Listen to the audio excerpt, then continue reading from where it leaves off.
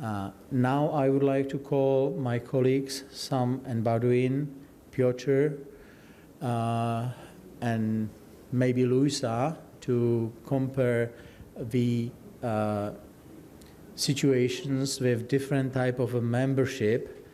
So my first question to the board, if you can sit at the front table and compare a type of your national organization to Prague Convention Bureau, which is kind of representing members. So my first question would go to Sam. If he looking at the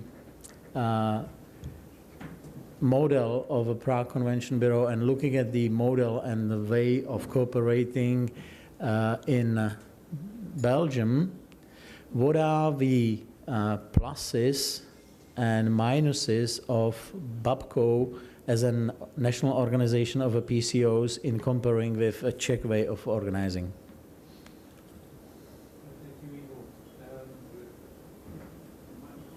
Yeah. Thank you, Ivo. Well, Belgium has a quite interesting story regarding the Convention Bureau. I'm not going to speak in the name of the Convention Bureau of Brussels, just explain on the point of view of BAPCO, the Belgian Association of PCO, how we have been really actors of their development. And sometimes it is interesting to have a look on history. This history, 20 years ago, no one minister in Belgium was able to define what the meeting industry or the event industry was. So this was a topic, or I would say this was a non-topic. So we've had 20 years ago, or even 15 years ago, just a tourism board. The private sector in which we were represented, or with the Chamber of Commerce, but also the Belgian Association of PCOs, decided to push into this change management and to try to convince them that obviously this sector was a very important sector. Let's just say, take the European Commission out of Brussels. Brussels is a little interesting cultural city, but that's it. All the rest, it is only meeting, it is only event, it is only business. So they started the creation of a convention bureau, really modest, on a modest model. But they were able to understand it very well and very fast. And nowadays, well, the situation is quite interesting, a little bit atypical. The complete private sector is out of the board, of the decision process of the Convention Bureau, because the politicians decided that they know now how the thing is running.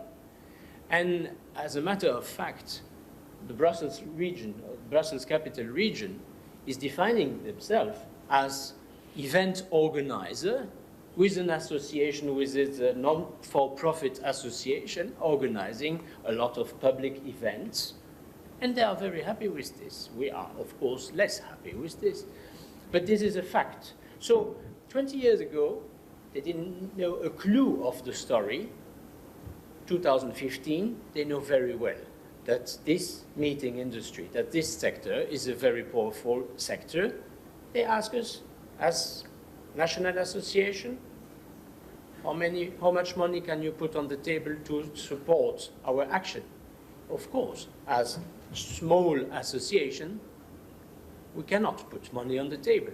Our money is indirectly money we are giving to them through the VAT, through the incomes, through the running of hotels, and so on and so forth. So this story is quite interesting to see how far we went 20 years ago, 15 years ago, to help them to create something, and how now we are eventually consulted for some questions or some projects or technicalities. Well, it's a little bit a paradox, but it is. I would like to go ahead and perhaps to raise the point about the signification of PCOs. And this is, as we all know, this is a topic for our federation, and an issue for our federation. Perhaps maybe if I can have a very quick answer on thank you very much for describing the situation, because that's something what can happen in Prague in a couple of years in the future as well. What is the reaction of BAPCO? And I would like to ask the new president of BAPCO, Baudouin and Guyot, how are you going to react? What are you going to do in the future to get maybe more weight or to influence it? And a quick answer, please. Yeah. But first of all, maybe to be very clear, it's not yet decided what we will do, but we will make important change into the federation. The change will into the association, yes. The first thing is that we note that most of the people, most of the PCOs, most of the members of the federation, of the association, are not yet PCOs anymore. They define themselves as event organizers. They define themselves as communication and marketing companies. And so we intend to join forces with other kind of people and to build or to take part of another or a bigger but much stronger organization, regrouping all the different kind of jobs of the meeting industry, which means venues, trade fairs, conferences, event service providers, and so on and so on and so on. This is the direction we are exploring at the time. Thank you. And maybe a quick comment from Piotr. How is the situation about the national organization in Poland? And then we will proceed to the development of a PCO.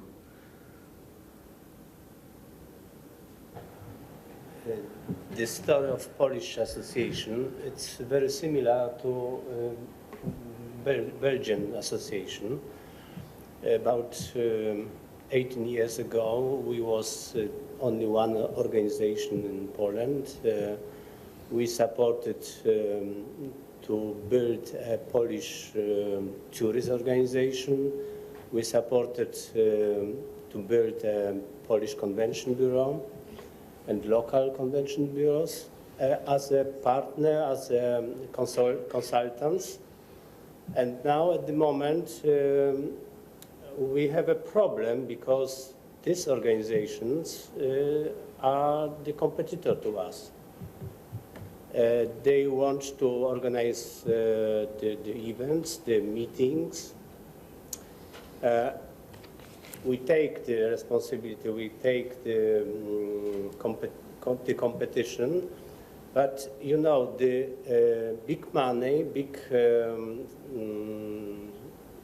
funds are on the government side, and the private companies have problems now to be a really partner to this organization. And now at the moment we specialize in the networking in the workshops between us, but we are not the really partner for government organization. Thank you. I think the strength of our position is that we are still the ones who have clients with us. So maybe there is an opportunity in pushing through the clients, but that's for another discussion.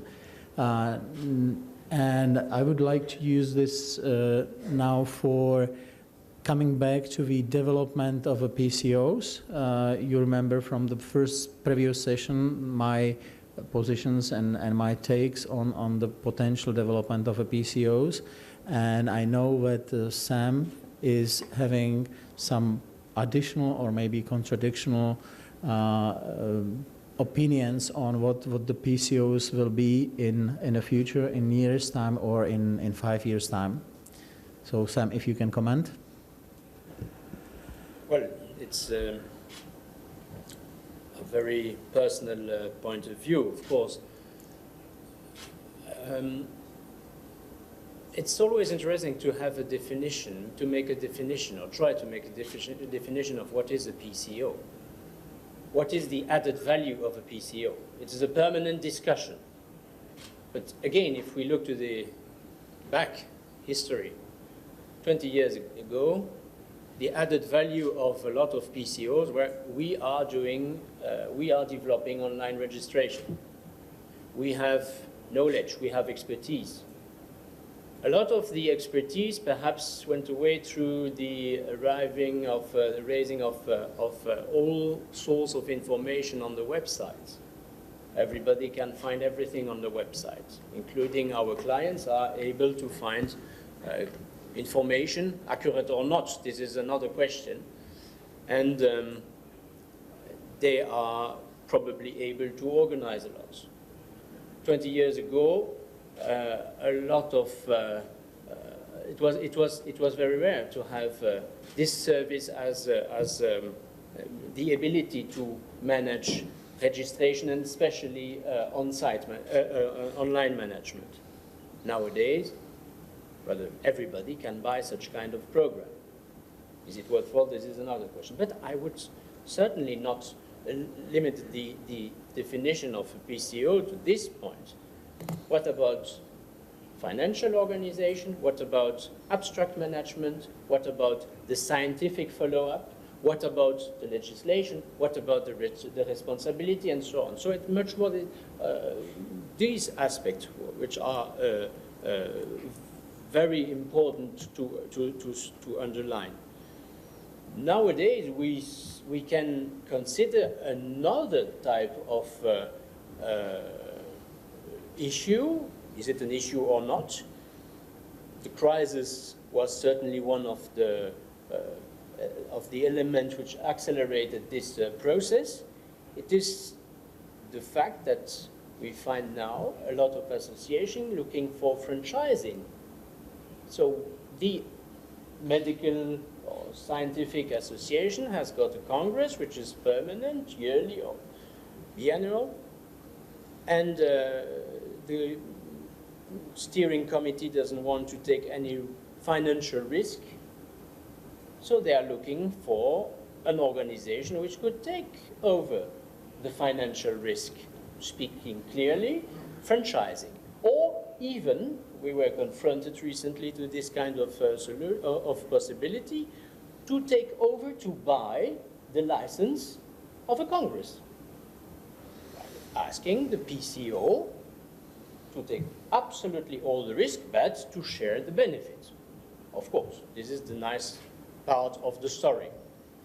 Is this the job description of the PCO as we are remembering the PCO 20 years ago? Certainly not.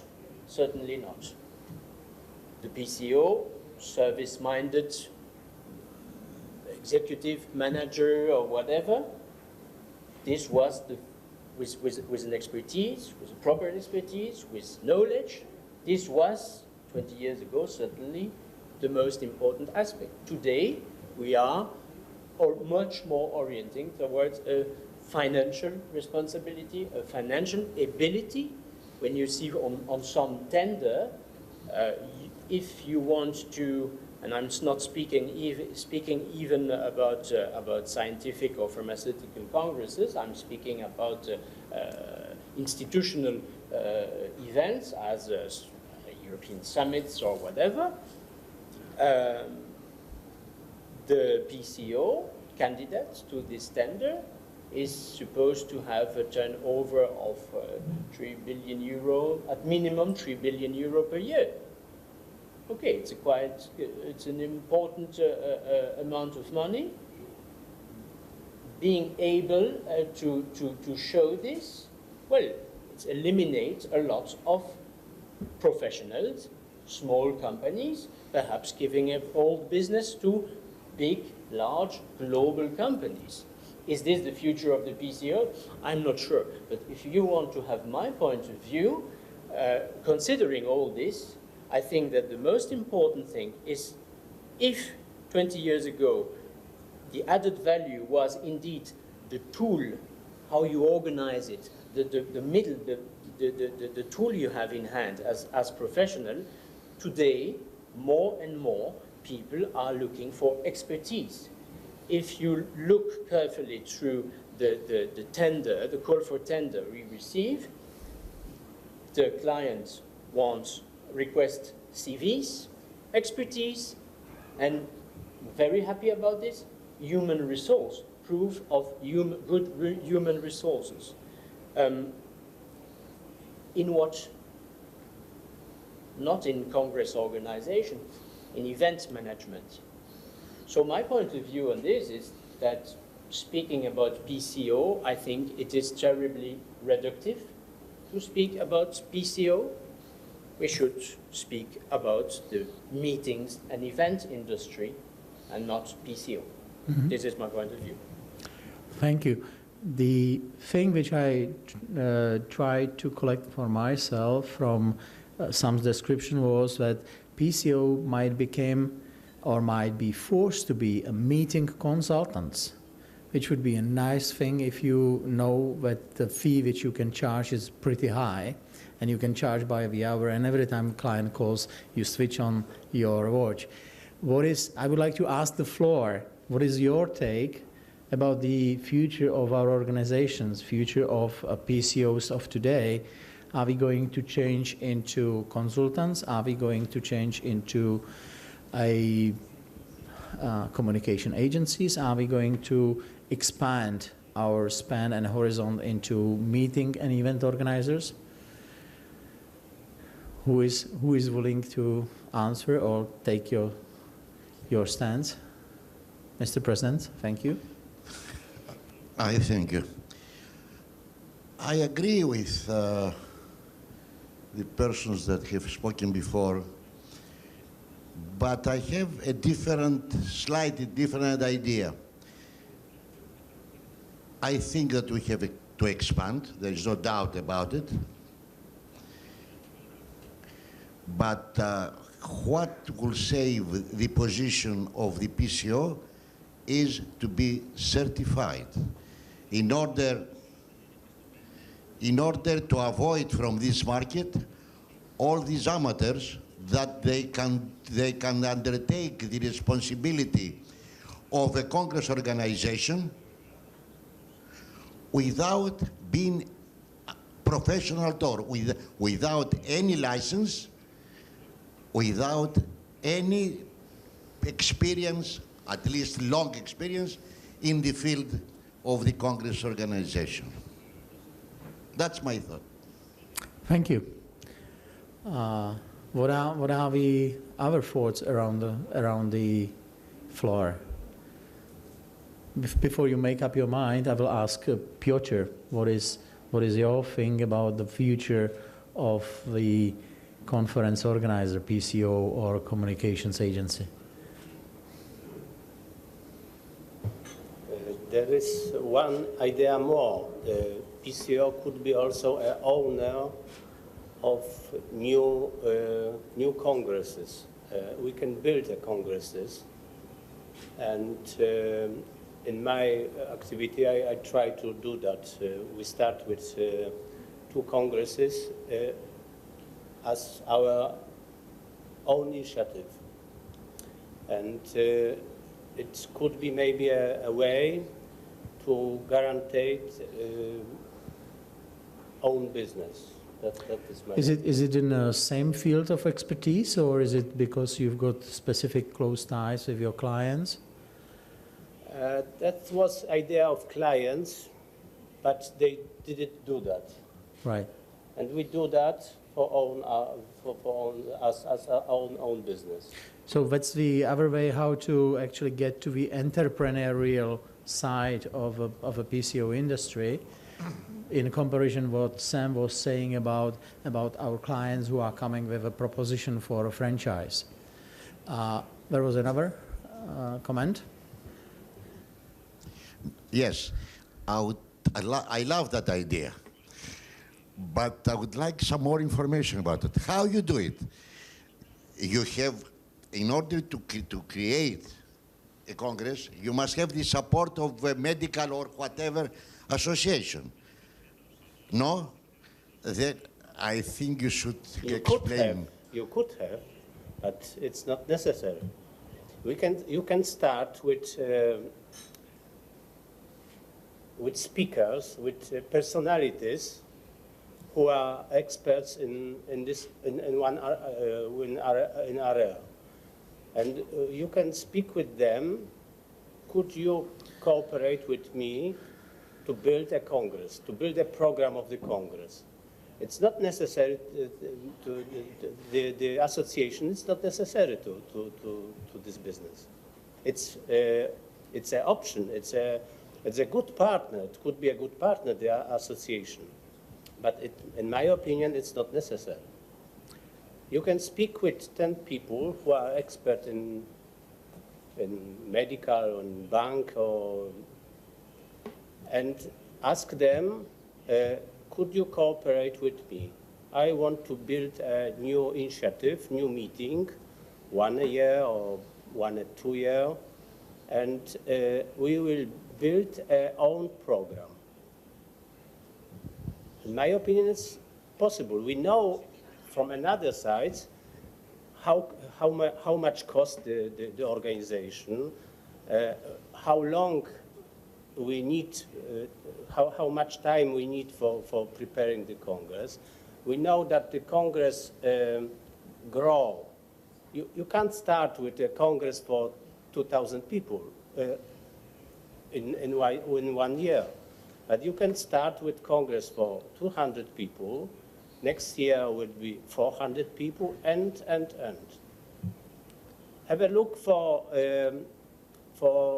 organization like Red Exhibition, who organized the IBTM.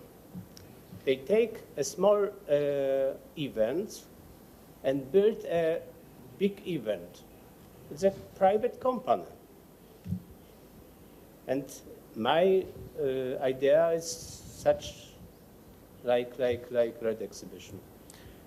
I will have just a comment to it. If you are interested in such a model, it's probably best to look at the KNS as the organization, because these, they have started as maybe first of the PCOs to actually own the Congress. And on the other hand, if you are going this way, it probably leads you to a specialization. Like in the case of a KNS, it was medical congresses, and they even proclaimed that it's medical congress organizers. So that makes you dependent on a specific niche of the industry. And from my own experience, when we tried with one of our clients to create a congress, it's typically that you lose money on the first year, you make it break even on a second year, and you start to get back your money only on the third year. So it's a long-term investment, and it's sometimes very painful. Sam was having a comment, and Susan was having a comment. So maybe if we can start with Sam. Yes, just a short comment about this point. Indeed, this is an interesting model, but the force of this model is to have a very strong steering committee. And as initiator of the program, you are clever enough to find a very good steering committee. And it's not only specifically in medical fields, of course. It can be in business, in trade, in everything. But this is the strength of the story, to have indeed a very strong. You can find a partner who will cooperate with you. Absolutely. It could be one person who starts to speak with another. And it could be also a group of people who want to cooperate for networking, or for a business, or for another. Anyway, this idea is brilliant, but risky. But it works to be. Yeah. Yeah. Of course. Sorry, we've got another comment from the floor, from Susan's, maybe? Thank you. In fact, Piotr and I were talking about this very point at the beginning of the morning, and I've shown him an example of an activity which I have devised and brought to market. And Sam is absolutely right about the need for a strong steering group. In the UK, we are building new nuclear plants, and I have brought together the nuclear industry supply chain in the northwest region, because that is where 80% of the UK's capability in nuclear is. And I did the research, and this is where I think, you know, the PCO, because we have acquired so much knowledge over years of different market sectors that start to be creative and actually using that knowledge to demonstrate expertise, that you can actually create activity. And this is you know, the new build in the UK is valued at 80 billion in the next 20 years. So it's a lot of money, and the supply chain is very well positioned, and they are very happy to be able to meet 4 times a year. The big companies sponsor it. So you have to get buy-in, but you have to come up with the idea first, and then you'll get the buy-in. So if I may conclude on this, this is one type of a strategic partnership with your existing client, which will allow you to grow into something what is your controlled area. The other strategic approach was presented by Baudouin, by actually enlarging the national membership to different types of the organizations. So maybe an answer to our future is enlarging the set of skills which we are having, and maybe moving towards more online marketing services and those things which clients do not have because it's difficult to acquire them. What are the other takes on the future of the PCOs? Are there any other opportunities seen from the floor? How we can develop our business? How we can maybe stay more competitive?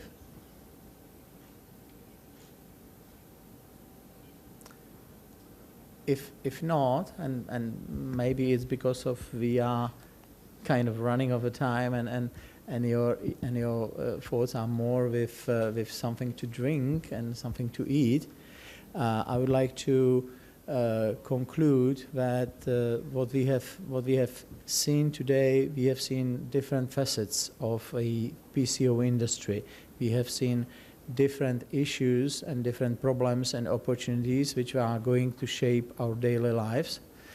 And if there is one relatively simple conclusion from what we have seen and what we have heard around the tables in discussions, it is the need for the communication, the need for the existence of organizations like BAPCO, organizations like EFAPCO, like BAPCO, our national organizations, where we can exchange the ideas, where we can go for solutions, where we can expand our horizons and travel to see the friends here in Athens, to see the friends in Vienna, to see the friends in any other European country.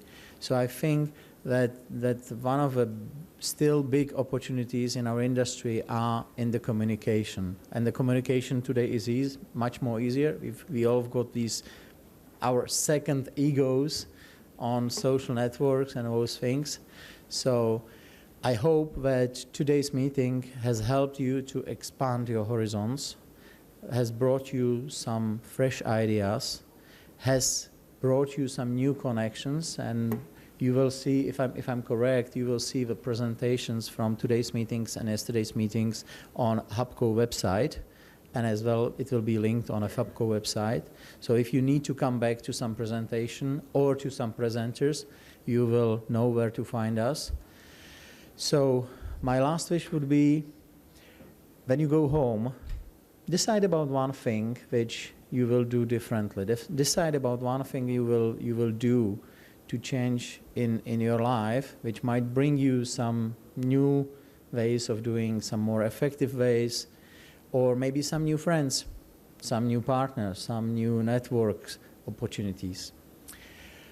Thank you very much to BAPCO, to Mr. President, and to all the team around who made it possible for us to meet here today. Members of EFAPCO will be continuing in General Assembly after lunch. Thank you for hosting us here in this beautiful city with so much history, and I'm still looking forward for the afternoon and the evening experience from Athens. So I will be certainly bringing something refreshing and something inspiring home. Thank you very much.